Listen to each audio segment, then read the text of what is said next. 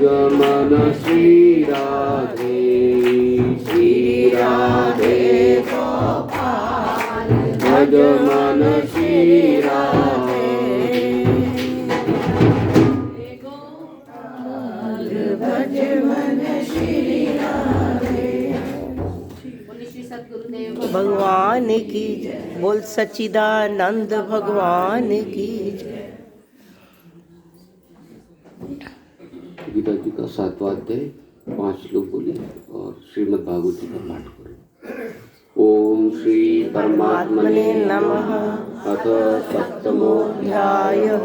श्री भगवानुवाच मय्यासक्तमना पार्थ योगं युञ्जन् मदाश्रय असंशयं समग्रं मां यथा ज्ञास्यसि तच्छृणु।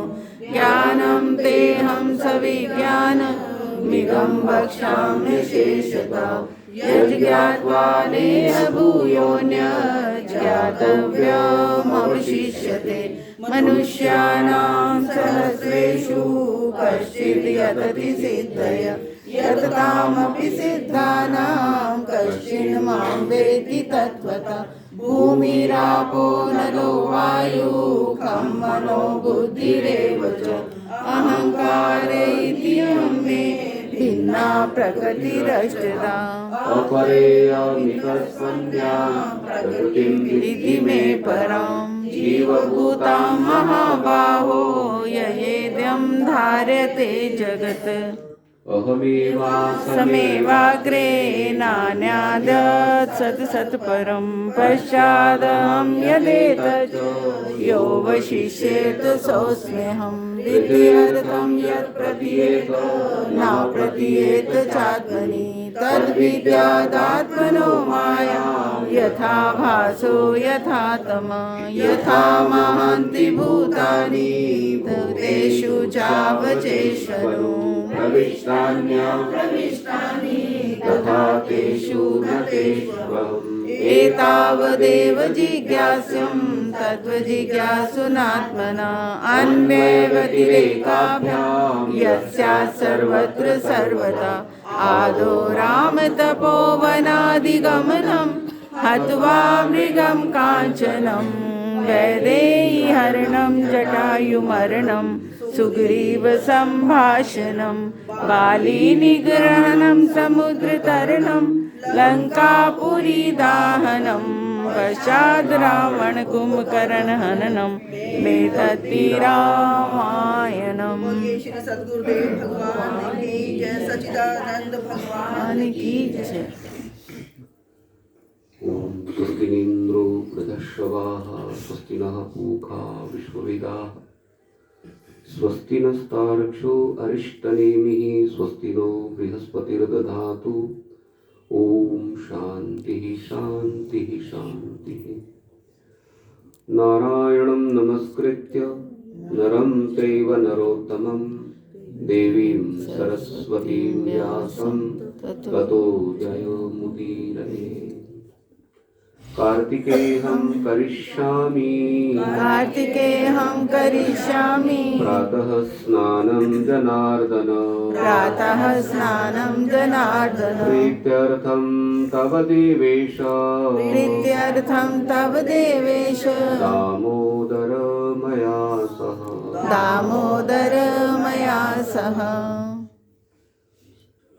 भगवत चरणानुरागी भक्तवृंद,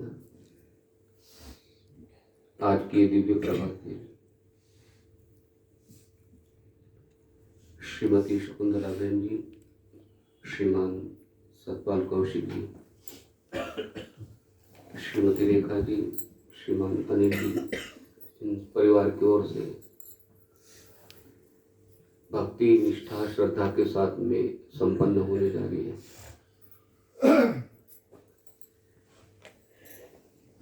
कार्तिक मास की महिमा स्कंद पुराण पद्म पुराण में विशेष रूप से गाई है, प्रतिपादन की है।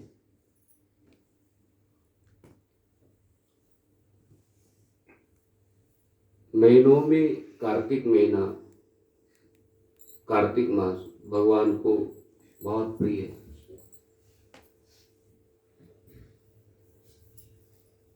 महीनों में कार्तिक महीना, पक्षियों में गरुड़,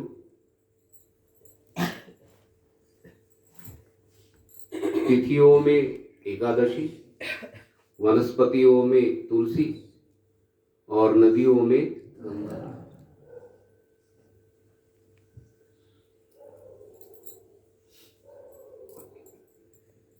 कार्तिक मास की महिमा महात्म्य आप हर दिन प्रतिदिन श्रवण करते हो। प्रातःकाल सूर्योदय के पूर्व एक स्नान हो जाता है। 1200 वर्षों तक गंगा जी में निरंतर स्नान करने का जो फल है वो फल साधक को प्राप्त हो जाता है।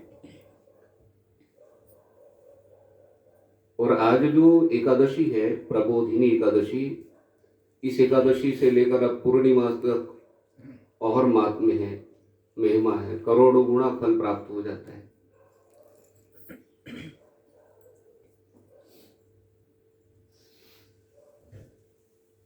जितना प्लेन का टिकट लेट करोगे तो उतना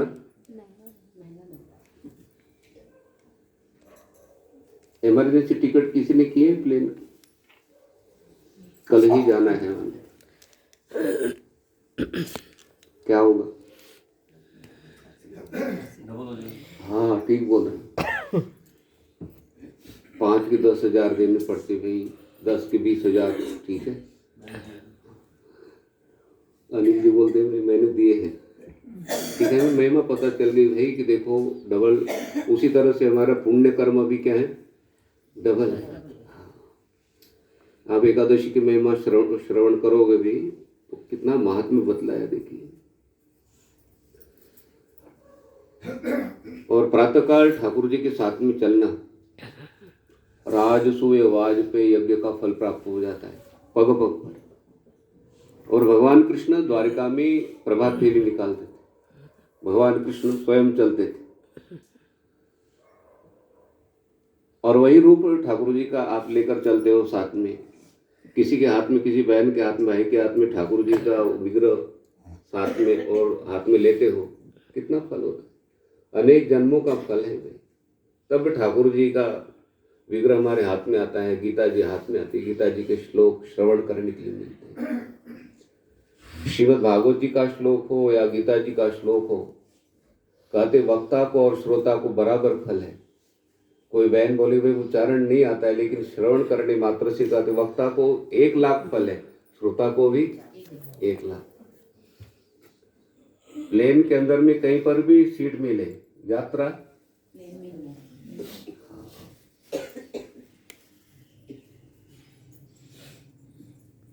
कहीं लास्ट में भी सीट मिल जाती है तो प्लेन में कितना अच्छा लगता है भाई। यात्रा बराबर, सबका मान सम्मान बराबर है, वापस सीटें बराबर है भाई, ठीक है।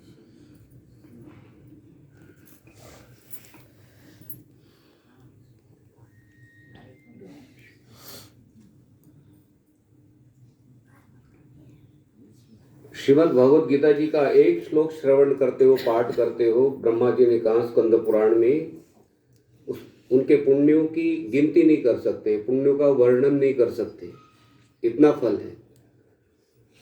और श्रीमद् भागवती के श्लोक का तो आप वर्णन श्रवण ही करते हो। एक श्लोक में 32 अक्षर होते हैं, तो चतुश्लोकी भागवत का पाठ आपने किया तो 4 श्लोकों में कितने अक्षर हो गए? 128। तो आपने कितनी गौवें दान कर ली?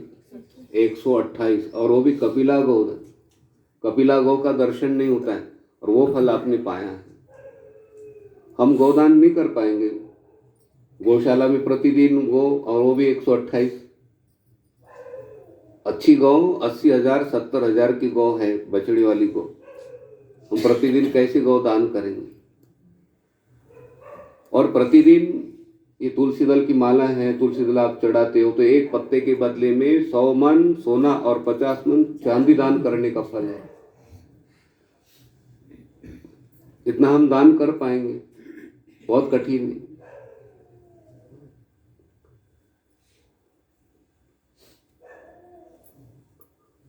पुणे में प्रवचन चल रहा था एक महात्मा जी का, तो सब भक्तों को कहा कि कल आप सोने की चैन लेकर आना। क्या और 70-80 हज़ार की होनी चाहिए कम से कम। तो सभी भक्तों ने कहा कि गुरुजी हमें ना बाहर जाना है, परसों आएंगे। तो गुरुजी ने कहा कि नहीं नहीं, कल आएंगे सभी। तुलसी दल आप लेकर आओ, तुलसी दल की माला लेकर आओ, तो कितना मन सोना दान करने का फल प्राप्त हो जाएगा। बोले गुरुजी कल हम सवेरे जल्दी पहुंच जाएंगे। विनोद से बोले वो, बोले मुझे सोना नहीं लेना है, मैं उस तुलसी दल की महिमा बता रहा हूँ। हम कितना भी विचार करें भाई, अंबानी हो चाहे कोई हो, 100 मन सोना अंबानी में दान कर सकते हैं क्या? अंबानी कहाँ रहते? लक्ष्मी नगर, पटेल नगर।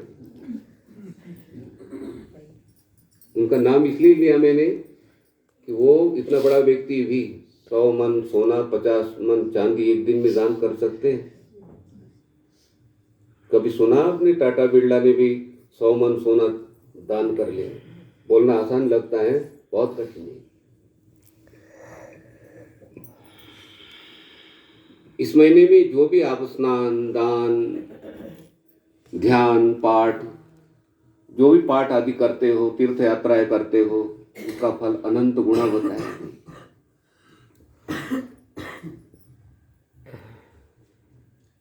और एकादशी से लेकर कहते हैं तुलसी दल आज से ज्यादा प्रयोग करो आप, तो बहुत ज्यादा फल है। भगवान कृष्ण छोटे थे ना, बाल स्वरूप, तो यशोदा मैया यमुना जी का स्नान करने के लिए गोपियों के साथ जाते थे कार्तिक महीने में, और लाला को उठाते थे। लाला उठ, इस महीने में विष्णु भगवान बहुत फल देते हैं। और विष्णु भगवान कौन है? लाला ही है। तो लाला उठ के ग्वाल बालों को तैयार को, ग्वाल बालों को सबको साथ लेकर, और वो यशोदा में आगे आगे गोपियों के साथ में छोटा बालक होता है ना, हाथ में उंगली ना मिले तो पल्ला पकड़ के चलते। तो ठाकुर जी पल्ला पकड़ के चल रहे ग्वाल बालों के साथ में, ठीक है। तो जब समय दीपदान हो गया, दीपदान चल रहा है, इतनी सुंदर दीपक यमुना जी भी लग रहे थे, तो लाला ने बालकों को कहा कि चलो आगे आगे जाकर बैठ के किनारे पर, और जो भी दीपक आता है सामने बहता हुआ, उस दीपक को उठा के किनारे पर रख देते थे। तो एक गोपी ने कहा कि यशोदा, लाला दीपक उठा उठा के किनारे पर रखता है और तो दीपदान कर रहे। तो यशोदा मैंने आवाज लगाई, और आवाज लगाई और आंखें भी बड़ी की, समझते हो, आंख दिखाना बोलते ना, माँ को पता होता है। तो बड़ी बड़ी आंखें करके लाला को आवाज लगाई। और लाला कहाँ मानता, माँ की बात कौन सुनता है जी? टीचर को डरता है बालक, माँ को। वो तो माँ पास में ना हो ना, तो हम वो छोटे बालक आते ना, बैठो आराम से बैठ जाता है। वो मिश्री खाओगे, बोले हाँ, बैठ जाता है। माँ आने के बाद में बात नहीं करता, फिर जैसा बोलोगे वैसा करता है वो। अब वो लाला को माँ ने डांटा, यशोदा मैंने आवाज लगाई, लाला तेरी पिटाई करूं, मारूंगी। वो लाला आ गया, लाला को कहा हम दीप दान करते, लाला तू दीपों को उठा उठा के किनारे पर। लाला ने क्या कहा, मैया जो जीव मेरे शरण में आ जाता है, मैं तो उनको किनारे पर लगाता हूं, धारा के अंदर में बहने नहीं देता हूं। मतलब जो साधक दीपदान करता है, उनको मैं 84 रूप धारा के अंदर में बहाने नहीं देता हूँ, इस नदी के अंदर में बहाने नहीं देता हूँ, उनको तो मैं किनारे पर दीपक उठा के क्यों रखा? दीपक का अर्थ है जीवात्मा। जो जीवात्मा भगवान के लिए दीप दान करता है, भगवान ने कहा कि मैं 84 लाख जन्मों की धारा में बहाने नहीं देता हूँ मैं तो उनको किनारे पर।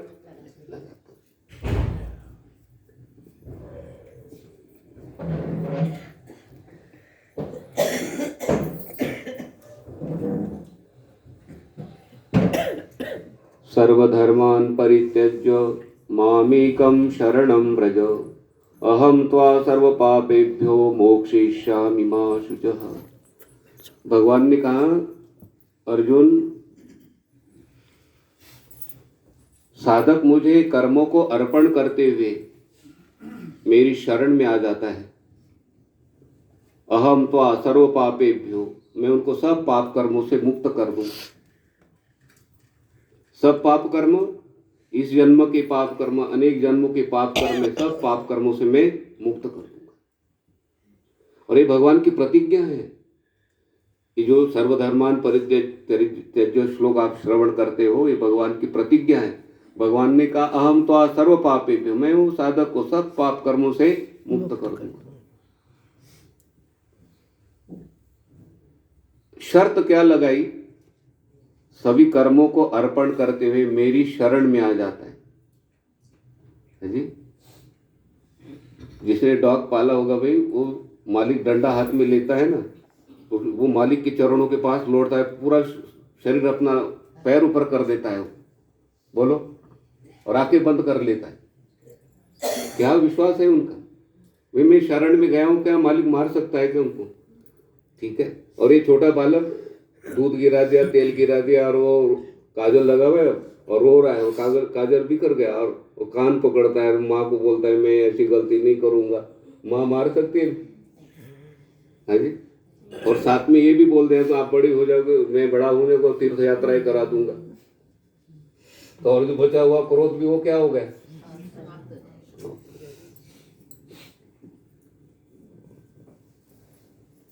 तो कार्तिक मास की महिमा है। ये जो 5 दिन का समय है भी, स्नान का, जप का, पाठ का, जो भी साधना करोगे, तुलसी दल चढ़ाना है, आंवला चढ़ाना है, ठीक है। 5 दिन बचे अभी, ठीक है। तो हमारा सीजन शुरू हो गया अभी है, पुण्य कर्म कमाने का सीजन है भाई। और अब ये जो 5 दिन है ना, इसमें ज्यादा पुण्य कर्म है, ठीक है, ज्यादा पुण्य। कल मैंने प्रतिपादन किया था, ये लड़िया सजाते ना दीपावली के समय में, जो बिजली वाले लोग आते हैं, फटाफट तो हमें बिजली वाला मिला नहीं, तो मानव चौक से वो फोन करके किसी ने बोला है, वो उन्होंने लड़िया सजा दी, लाओ गुरु जी 400 रुपये। तो लोगों से तो 500 लेता हूँ, मंदिर है 400 रुपये लेता, ठीक है। प्रसाद दिया मैंने, बेटा तो कितनी बजे से लगा? बोले गुरु जी 4 बजे से लगाऊँ मैं, शाम तक भोजन नहीं करूँगा, पानी जहाँ से कोई चीज़ मिले। बोले कितने पैसे मिलेंगे? बोले 30,000। ये मेरे साथ में 15,000 इसके और 15,000 कितने पैसे, कितने पैसे मिले? 30,000 हो गए। ऑफिसर का पे 30,000 किसी ऑफिसर को मिलते हैं।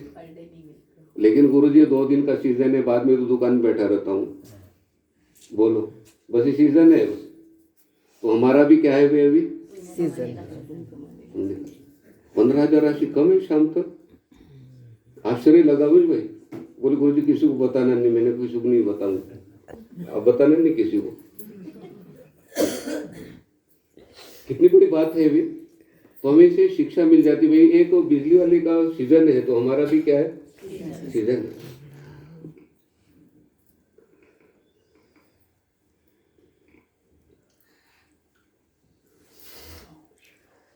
हर समय कहते भगवान के शरण में होकर रहे, ठीक है।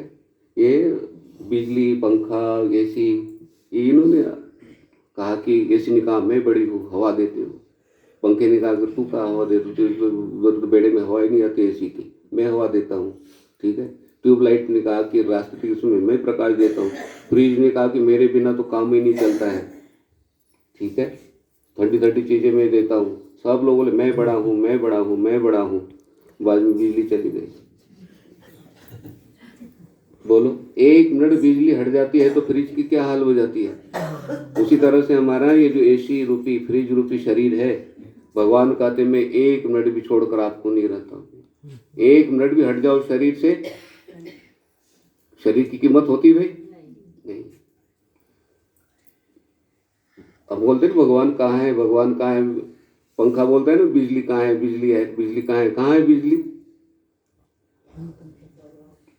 एक छोटी सी मशीन होते हैं ना, तो उसके अंदर बिजली होती है। और भगवान कहाँ पर होते हैं? सर्वस्य चाहम हृदय सन्निविष्ट, सबके हृदय में है। और यंत्रारूढ़ानि माया, मैं इस यंत्र के ऊपर बैठा हूँ और मेरे माया के द्वारा यंत्र क्या है, चल रहा है। 1 मिनट भी भगवान हमारे से हटते नहीं है भाई। और हटे तो शरीर की कीमत है क्या? सारी कीमत कहते भगवान के कारण ही भाई, भगवान के कारण है।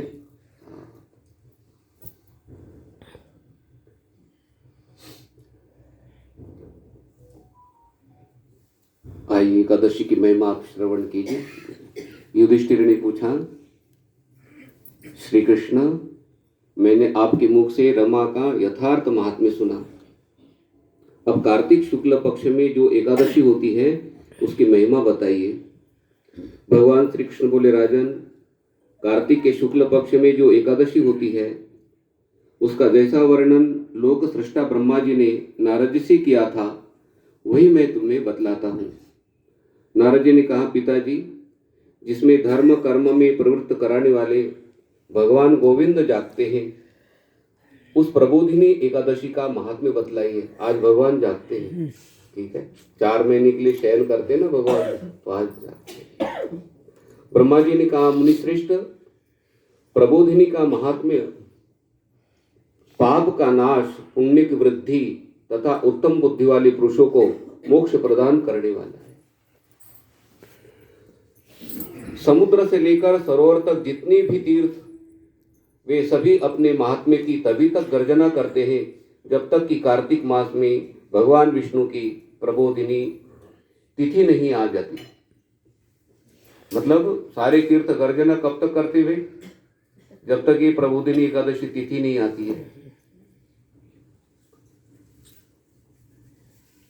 प्रबोधिनी एकादशी को एक ही उपवास कर लेने से मनुष्य 1000 अश्वमेध तथा 100 राजसूय यज्ञ का फल पा लेता है।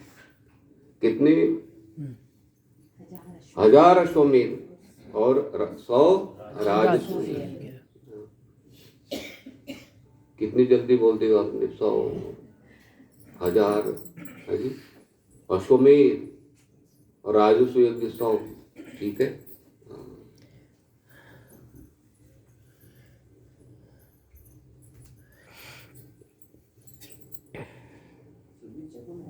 बेटा, जो दुर्लभ है, जिसकी प्राप्ति असंभव है तथा जिस लोक में, त्रिलोकी में किसी ने भी ऐसा देखा नहीं है, ऐसी वस्तु के लिए भी याचना करने पर प्रबोधिनी एकादशी उसे दे देती है। कहते ऐसा कोई पदार्थ, ऐसी कोई चीज है और हमें देखी नहीं है, सुनी नहीं है, प्राप्त है, वो चीज भी कहते प्राप्त हो जाती है।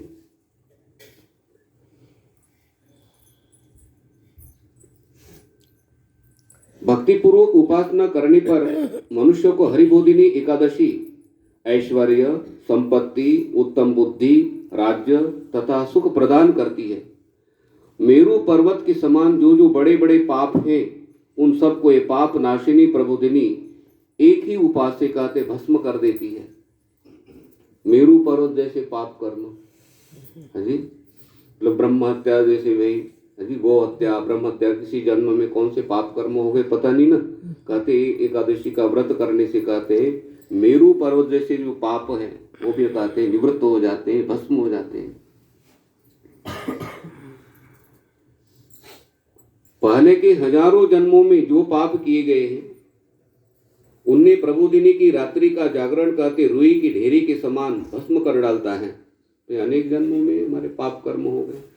जैसे रुई की ढेर होती है ना, रुई की ढेर देखियो, कपास जिसे बोलते हैं, बहुत, और उसमें आगे चिंगारी लग गई अग्नि की, कितनी देर लगती है?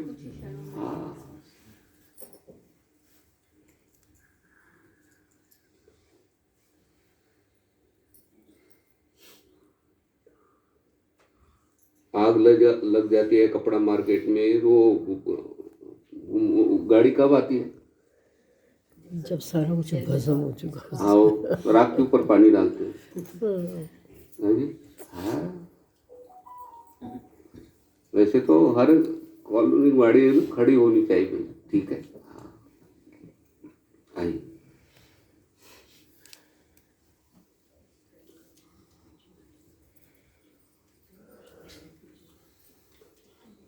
अश्वमेध आदि यज्ञों से भी जिस फल की प्राप्ति कठिन है वह प्रबोधिनी एकादशी को जागरण करने से अनायास ही मिल जाता है। जागरण है भी, घर में ठाकुर जी के सामने आप भजन बोलते हो रात्रि के समय में, थोड़ा हर जगह तो जागरण नहीं कर सकते ना, जागरण कराना भी बहुत कठिन है, भी बहुत व्यवस्थाएं करनी पड़ती है जागरण में, है ना। हाँ, यहाँ जागरण हुआ था ना अभी मार्केट में, हाँ जी, 2 घंटे के 2.5 लाख रुपए हो। हाँ ठीक है, पैसे बहुत होते भाई, बड़ा जो जितना बड़ा व्यक्ति होगा ना। हाँ, प्रतिभा जी 2.5 लाख रुपए जो मेरे कान में बताया किसी ने। हाँ ठीक है, पिछली बार मैंने वो आया था ना 5 मिनट के लिए, गुरु जी 5 मिनट के 5,000 उसके वो हो जाते 10 मिनट का समय। मैंने कहा नहीं 2 मिनट में जय श्री कृष्ण बोलते हैं, छोड़ दिया था। ठीक है, हाँ वो दूर से आए हुए हैं ना, ठीक है। तो मैंने कहा अगली बार मुझे सुबह ही नहीं देना, फिर अभी 2.5 लाख है तो उसमें 2 मिनट बोलेंगे तो कितना खर्चा हो जाएगा। ठीक है, मैंने किस लिए बताया ये, ऐसा आप जागरण करना चाहते हो तो पहले 2.5 लाख गाने वाले को देना है, फिर उनको देना है, उनको कितना खर्चा होगा, और ठाकुर जी के सामने का क्या भजन बोलते हो, ये जागरण हो गया। सब लोग कर नहीं पाएंगे अपने, ठीक है। हाँ, मैं भी सोचूं भाई कुटिया के सामने ऐसे जागरण करूं तो सोच सकते हैं क्यों, ठीक है, लेकिन ये तो सोच सकते हैं।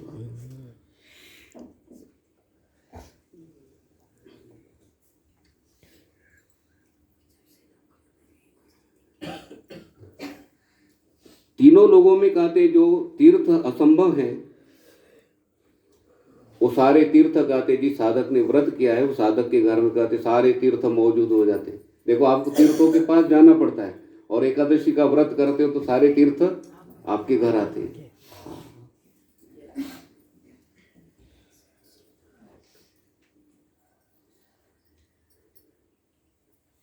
ब्रह्मा जी कहते हैं नारद मुनि को, बेटा प्रबोधिनी एकादशी को भगवान विष्णु के उद्देश्य से मानो, जो स्नान दान जप और होम करता है वह सब अक्षय होता है। जो भी आप सत्कर्म करते हो अभी वो क्या हो जाते हैं, अक्षय हो जाते हैं। अक्षय समझते हो, अपने बैंक के अंदर में एफडी बना दी, उसको अब कोई जब तक समय उस समय तोड़ सकता है, कोई कितना भी प्रयास करे वही उसमें से पैसे निकालने का निकाल सकते हैं क्या, नहीं निकाल।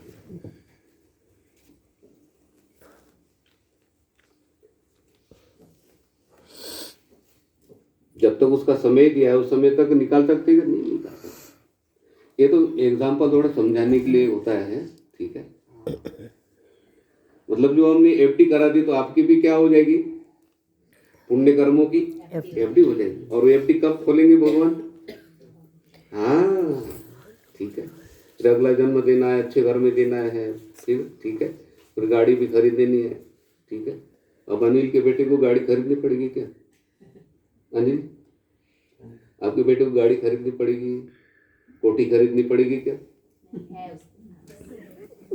किस लिए बोला हमने, पिछले जन्म पुण्य कर्म किया, ये जन्म में कुछ नहीं करना भी, ये जन्म में पढ़ाई करो बस जी। हाँ वे अच्छे कर सत्कर्म किए, ज्वेलर्स घर में जन्म हो गया, करोड़ों का सोना उसमें है, अब उनको सोना खरीदना पड़ेगा क्या। तीर्थ है वो ज्वेलर इतना धार्मिक है कि वो वृंदावन की यात्रा शुरू हो गई।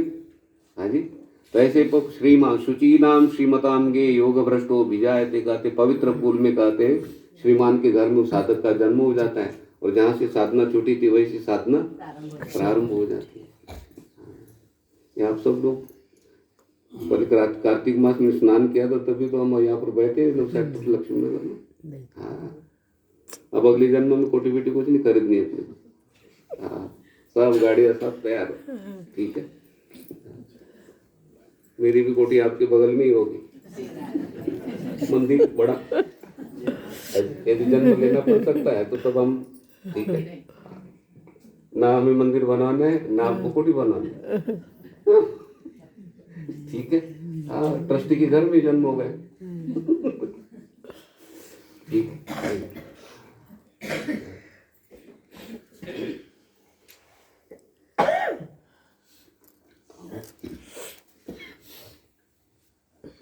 तो ये एकादशी की महिमा आप सभी भक्तों ने श्रवण की है। तो एकादशी महात्म्य श्रवण करने मात्र से कहते हैं राजस्व वाजपेयी यज्ञों का फल प्राप्त हो जाता है। तो एकादशी का महात्म्य कहते हैं आज तो श्रवण करा ना, तो किसी ने भोजन किया हो ना तो भोजन करके भी श्रवण कर सकते, ठीक है। अब कोई नहीं रह सकते भाई, ठीक है। एकादशी को तो कहते भोजन अन्न ग्रहण नहीं करना चाहिए, ये कोई बहन का स्वास्थ्य ठीक नहीं है तो बोलते ना आज गुरु जी हम नहीं आएंगे मंदिर में क्योंकि भोजन भी किया है, कथा कैसी श्रवण करें। एक भोजन करके भी आप कथा श्रवण कर सकते हो, हाँ जी। फल क्या होगा, जिसने व्रत करके सुनी है उनको 1,00,000 रुपए मिलते हैं और जिसने भोजन करके सुने उनको 50,000। 50,000 राशि कम है, आधा फल मिल जाता है भाई, आधा फल मिल जाता है। इसलिए कहते हैं भोजन करके भी कथा श्रवण कर सकते हो, संकोच नहीं करना, ठीक है। तो महात्म्य का, एकादशी महात्म्य का श्रवण करने मात्र से भी बड़े बड़े पाप कर्म निवृत्त हो जाते हैं, ठीक है। आइए